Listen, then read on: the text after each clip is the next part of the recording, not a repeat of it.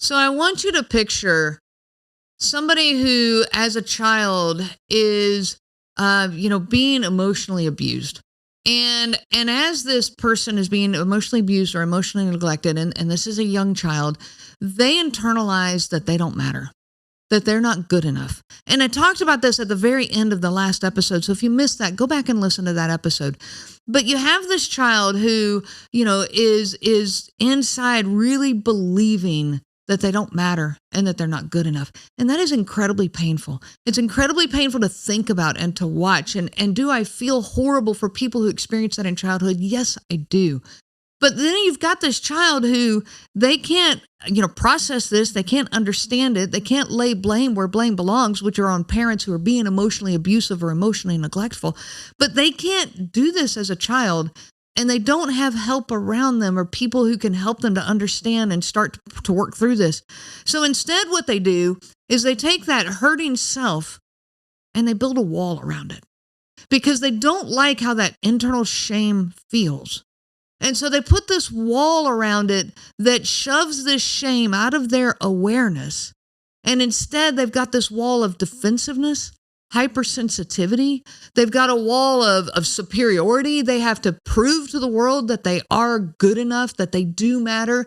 And in that process of proving this to the world, they now learn survival skills that hurt everyone around them. This is what happens in the development of somebody who becomes, later in life, a narcissistic. And it develops all the way through. And I've talked about before how when a child is so badly wounded that they build this wall, they grow physically, they grow mentally, they go on and build a career. They certainly, do adult things later in life, but they don't grow emotionally. They can't because they are trapped behind this wall. I'm Renee Swanson, your host on the Covert Narcissism podcast, and I want to thank you so much for joining me today. Please don't forget to hit that subscribe button or the follow button wherever you're listening to this podcast. It truly helps to extend the reach of this podcast, and in fact, it is the lifeline of this podcast. Now, in this environment where we've got this hurting child who has built this wall around them, one other thing happens. You see, that wall cannot close all the way. There's a gap in that wall because you can't entirely shut off those internal feelings that even no matter how deep they are and how hidden they are, you can't close them off entirely. That feeling of I don't matter and I'm not good enough is going to show its ugly head every now and then. And so that gap in that wall gets covered by Band-Aids. And these Band-Aids are addictions. These Band-Aids are what we use to cover that sense of I don't matter, I'm not good enough. It's the self-soothing things that we turn to. So it can be addictions such as, alcohol, drugs, sex. It can even be addictions such as work or church, hobbies, but it can even be relationships. That addiction can be an addiction to you as the target of this narcissistic person, you as their supply. You hear a lot about the word supply out there. And we're going to talk about supply and what that looks like, but I'm going to tell you they're addicted to you in two different ways. One piece of that supply is your validation that they are good enough, that they matter. You have to become their best cheerleader. You have to feed that ego, that sense of self that they are trying so hard to validate. That's one of the ways of supply. The other way that we become supply is we become an outlet for their anger. We become a supply for, a reason that they're angry. In other words, their scapegoat. We become their punching bag, and you are the reason I'm angry. So this is why you go on that roller coaster from being the best thing ever when you're feeding their ego to the worst thing ever when you're feeding their source of anger. So let's talk about these addictive relationships for a minute. Toxic relationships and relationships with narcissistic people are addictive for both sides of this. You see, you also are addicted to them just like they're addicted to you. At least this is quite common in these relationships. But we're addicted in very different ways. So for a victim of narcissistic abuse, you are addicted to the love bombing. Now, What is love bombing? A lot of people say, but they didn't treat me with, extravagant gifts and fancy trips or any of that. Love bombing doesn't necessarily involve extravagant gifts and cruises around the world or any of that kind of stuff. It's love bombing is when they become exactly what you are looking for in a relationship. Maybe it's that you love jazz music and you want to go to concerts. Maybe you're into camping and hiking, or you like to travel abroad, or maybe you just want to sit at home and have peaceful nights at home. Whatever it is that speaks to you, your love language, that's what they become. This is what love bombing is. They become your perfect match. They morph into your soulmate. You hear that a lot when people talk about, they told me that I was their soulmate and that I was, my husband said to me, this is why we were dating, that it's like you're the female version of me and I'm the male version of you. And hearing that now, it makes my skin crawl. Like, no, I don't want to be the female or male version of anybody except myself. But love bombing is that kind of language.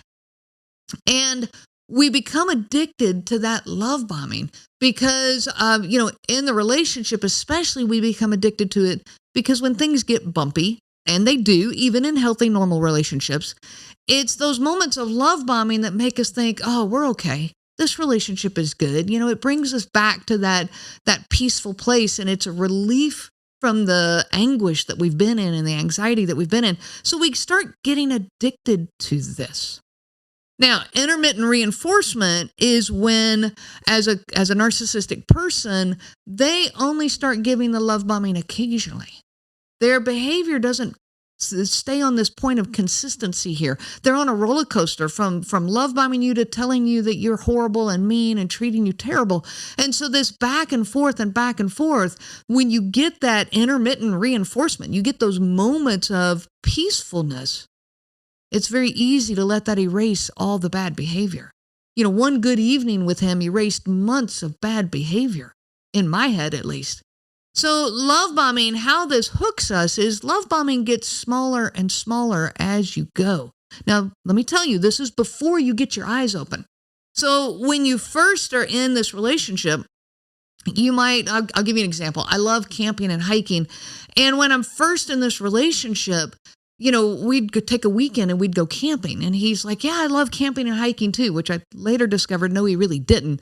But at the time, I love camping and hiking. Let's go on a weekend of camping. And we did. And we had a good time. But then, okay, now we're back in the regular rhythm of life and things are getting rough. And so now he goes, let's just go on a day hike. So we go on a day hike, and that day hike just, oh my gosh, yes, this is great and wonderful. This brings me back to believing in the relationship and giving hope in the relationship.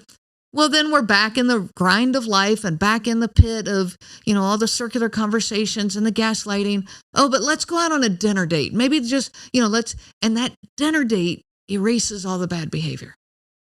Well, then now we go a little further and, okay, let me just get you a cup of coffee, and him fixing me a cup of coffee. And, oh, I'm so grateful. I'm so grateful for the attention from him. Do you see where I'm going here? I went from a weekend of camping to now he's bringing me a cup of coffee. And that's all it took to erase months of bad behavior.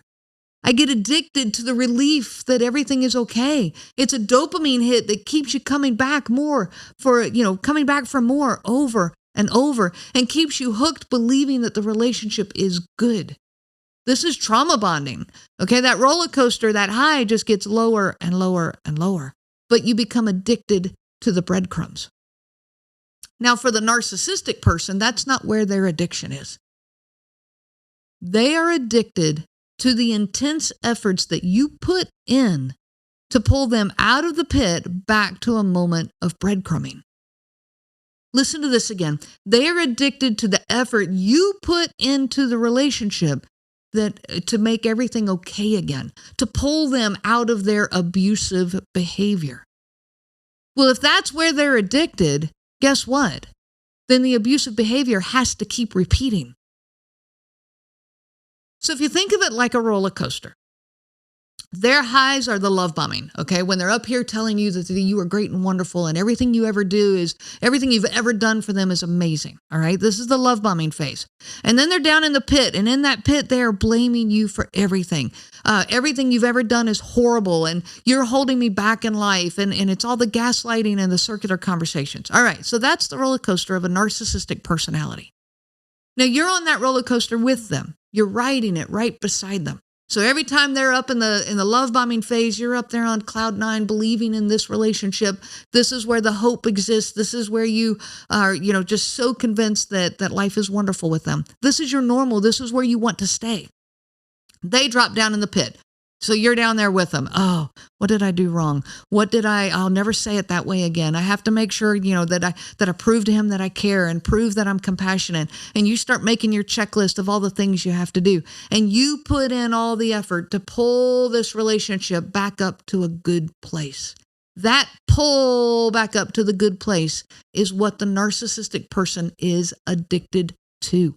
In order to keep their supply coming from you, they have to keep you feeling responsible for that pit. They have to keep you feeling guilty for their bad feelings and thus their bad behavior. And they become extremely good at this. Okay, their bad feelings, when they feel angry, justifies any action from them. They can go 0 to 100 with their anger because it's your fault. It's like a free pass for their anger. And so they then are the ones yelling and screaming, or they're the ones being the victim in the corner and all hurt and upset. It doesn't matter what they do. The manipulative behavior that they do is all justified because they are angry at you for whatever it is that you did. Just enough truth in what they say. Okay, they're angry because you asked them to take the trash out. Okay, you did ask them to take the trash out, so there's just enough truth in it. Maybe I didn't ask it the right way. I should be more sensitive to this. This goes back to the perception episode that we just talked about. So go back and listen to that if you missed it.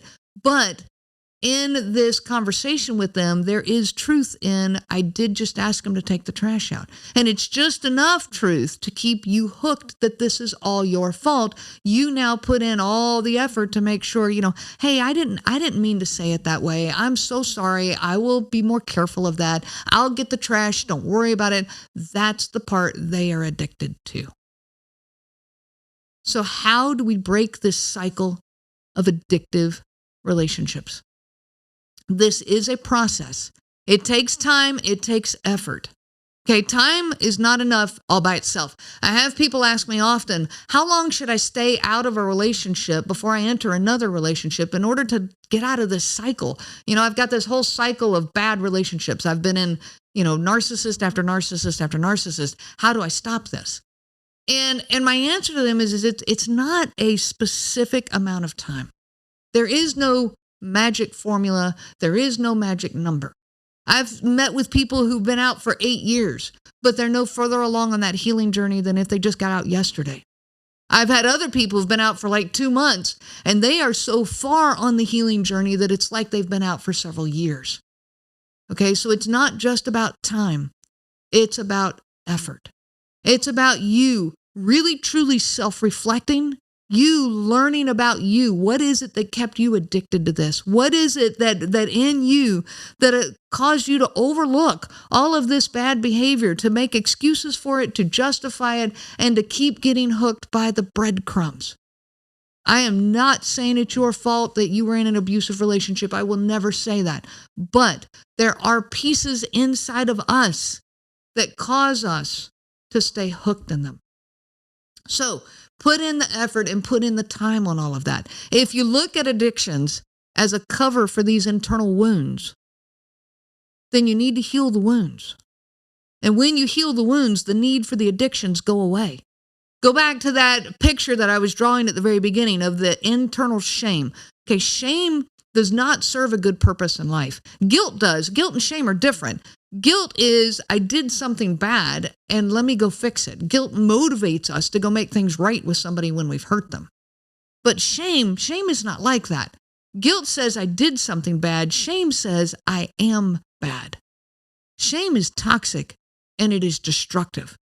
Okay, it doesn't have a place. It doesn't need to be there. So if those internal wounds are, I don't matter, I'm not good enough, and those voices are inside of you where you're just, even the slightest fear that it might be true is enough to keep you hooked to addictions. You have covered this with this addictive relationship. And if you heal the wounds, then you don't need an addictive relationship anymore. You can pull the Band-Aids off of all the different addictions that might be, appealing to you, the soothing, the self-soothing things that you are turning to. So listen to those internal wounds, voice them. Which one of these resonates with you? I don't matter. I'm not good enough. Nobody likes me. Everything is my fault. I can't do anything right. I'm broken. Do any of these resonate with you? If so, write it down. And then beside each one, write the answer to this question. Who taught you this? Who taught you that you don't matter? Where did you learn it? Now, the next question is, what do you believe? Decide for yourself whether you believe it or not. Identify where you learned it, but now learn to validate inside of you what you believe. What are your perceptions about all of this? Okay, in validating yourself, you will no longer be vulnerable to other people's gaslighting, energy stealing, guilting, blaming, and manipulating. If you take the phrase, I matter, I want you to ask yourself, what does that mean? What does it mean to matter? What does it really look like? If you take the phrase, I'm good enough, by whose definition? What is that definition? What is my definition of good enough? Work to be safe within your own skin, giving yourself the safety that you are after. So now you know what it looks like, and you know what it feels like inside your own skin. And then you will know it when you see it in the world. The more and more you can give yourself safety, no more self-judgment, safety within you, the more you will see it and recognize it when it's there in the world. It does exist. I can vouch for that. But find it inside of you first. I wish you so much peace on your journey of healing.